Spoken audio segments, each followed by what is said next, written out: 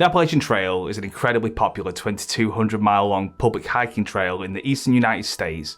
It traverses scenic, wooded, pastoral, wild, and culturally resonant lands.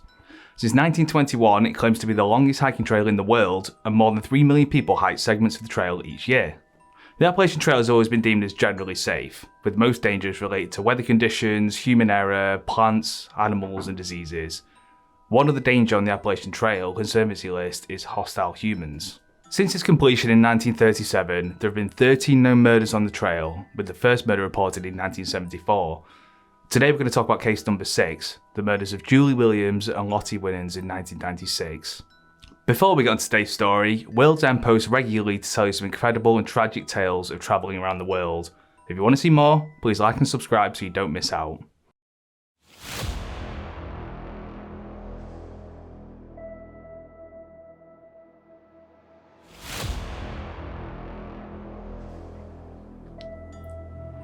Our story begins with 24-year-old Julie Williams and 26-year-old Lollie Winans, who were embarking on a backpacking trip in the Shenandoah National Park with their golden retriever Taj.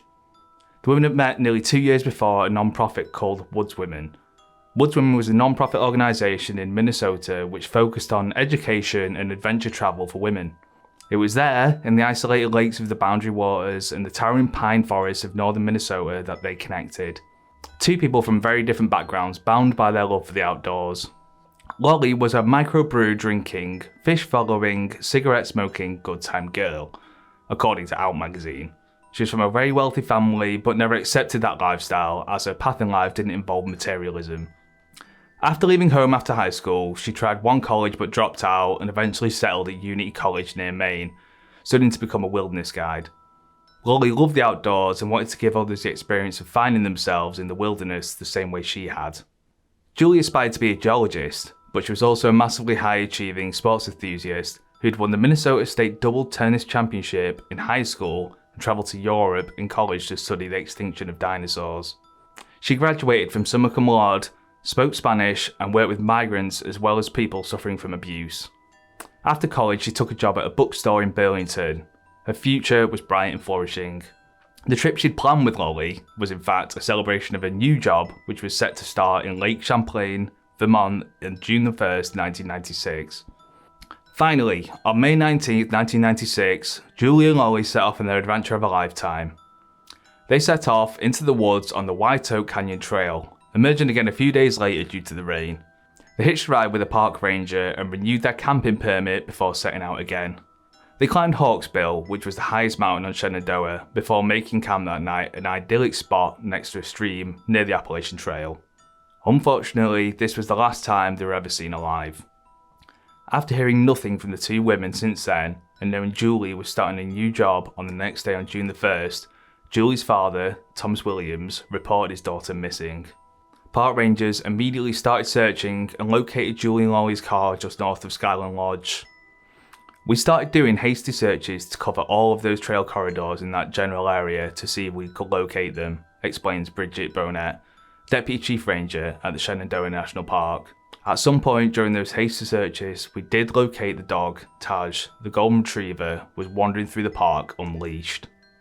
The next evening, on June 1st, 1996, rangers found the bodies of Julie and Lollie at their campsite on Bridle Trail, a part of the horse trail system that runs from Big Meadows to Skyland. Their wooded campsite was only a quarter mile down the trail from Skyline Drive and half a mile from Skyland Lodge, a popular gathering place with a bar, restaurant and cabins. It was the weekend of Memorial Day and the lodge must have been jam-packed with hikers and tourists itching to get a jump start in the summer. It's amazing to think that within a 10-minute hike from this popular location, two women could be bound and gagged and have their throats slashed, and their killer could disappear without a trace.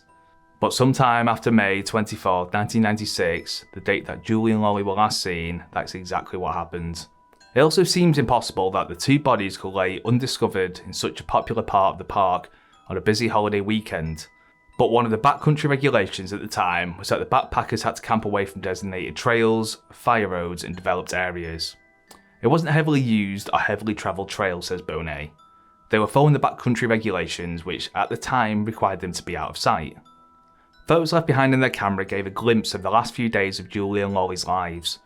After hitching a ride to renew their license, climbing Hawksbill Mountain and making camp at the night, Julie and Lollie's lives violently ended at some point shortly after. Solving crimes in national parks has its own unique challenges and is often more complex. The first challenge is jurisdiction. While most national parks use the ISB, which is the Investigative Services branch of the National Park Service, Shenandoah National Park is exclusive federal jurisdiction, which means that only the federal government has law enforcement authority on the park. There are multiple other complications too, such as the sheer amount of tourists that pass through these attractions each year. As well as this, locating, accessing, collecting and preserving evidence outdoors also makes solving the crimes on the public lands more challenging. Another factor is that the discovery of the crime may be delayed because of the remoteness and solitude of the location. "We had that problem with Lollie and Julie's case," says Bonet. "We had to find them first. It's like finding a needle in a haystack." In the years that followed the discovery of the women's bodies, the National Park Service and the FBI joined forces to conduct a nationwide search for their killer, including following up on an estimated 15,000 leads. For over a year, nothing happened, until one day in 1997, when the tranquility of Shenandoah National Park was shattered once again. During a popular bike race in 1997 at the National Park, Yvonne Malbasher, a tourist from Canada, was suddenly forced off the road by a man in a truck while she was enjoying the incredible views of the race. He tried to drag her into his truck, but Yvonne fought back and the attacker left. Rangers apprehended him as he was attempting to leave the park, and when the investigators searched the vehicle, they had found hand and leg restraints hidden inside. The man was called Daryl David Rice. The man was in his late 20s at the time of the attack on Yvonne.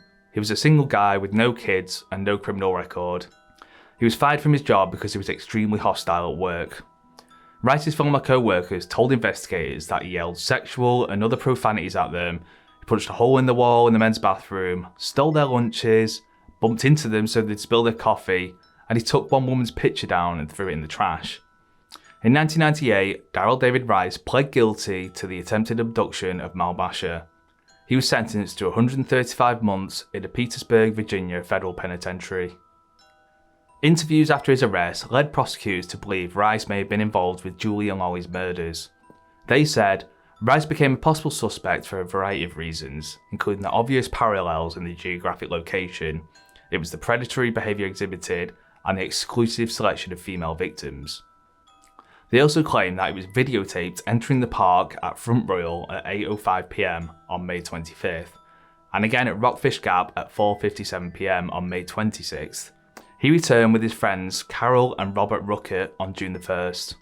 With circumstantial evidence in hand, on April the 10th, 2001, nearly 5 years after their deaths, Attorney General John Ashcroft announced the indictment of Daryl David Rice in the murder of Julie Williams and Lollie Winans.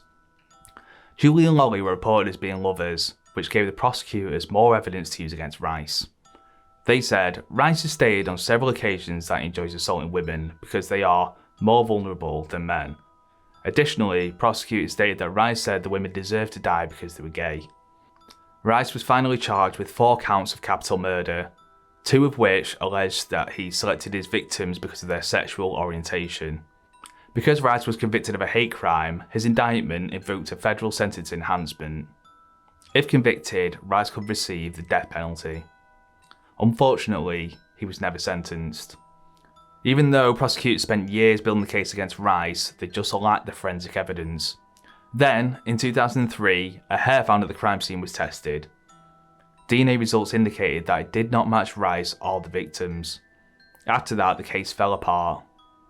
In 2004, the charges against Daryl David Rice were dismissed without prejudice, meaning he could still be charged at a later date.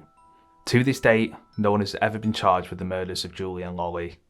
So that is the incredibly sad story of the murders of Julie Williams and Lollie Winans. This is such an incredibly sad story about 2 friends who went for the adventure of a lifetime and unfortunately ended in tragedy.